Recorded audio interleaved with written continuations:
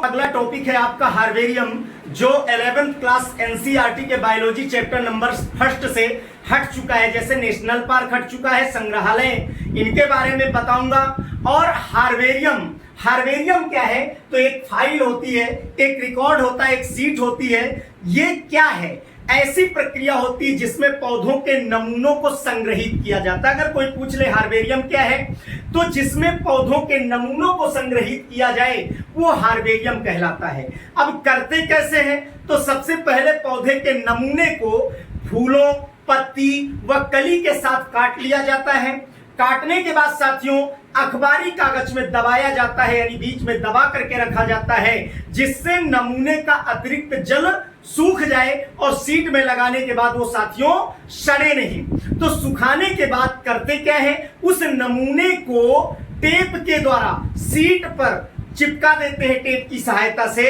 और फिर अंतिम में क्या किया जाता है, उसका सामान्य नाम लिखा जाता है, वानस्पतिक नाम लिखा जाता है और प्राप्त स्थान लिखा जाता है और उसका कुल गुणसूत्र संख्या और प्राप्त करने वाले का नाम भी लिखा जाता है। इस तरह से साथियों हार्वेरियम सीट का क्या किया जाता है, निर्माण किया जाता है, जो आपके मुख्य रूप से एग्रीकल्चर के विद्यार्थियों के लिए अनिवार्य रूप से बनाना पड़ता है। वह अन्य जो वनस्पत विज्ञान का अध्ययन करने वाले बॉटनी के तहत विद्यार्थी हैं, उनके लिए भी हार्वेरियम सीट एक अनिवार्य मैटर होता है। तो ये छोटी सी जानकारी साथियों आपके साथ मैंने साझा किया।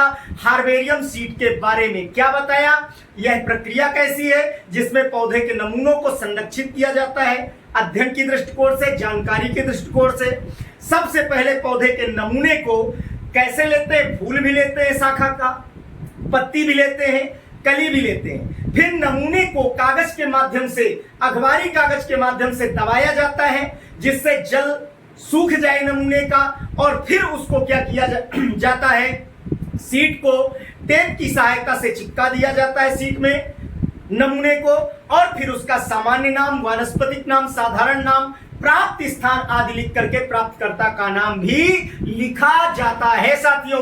तो इस तरह से एक अध्ययन के दृष्टिकोण का साधन बन जाता है हार्वेरियम सीट। तो आज हमने हार्वेरियम के बारे में जाना, जो एक टॉपिक लिखा था उसके बारे में मैंने साथियों 2 बार रिपीट किया।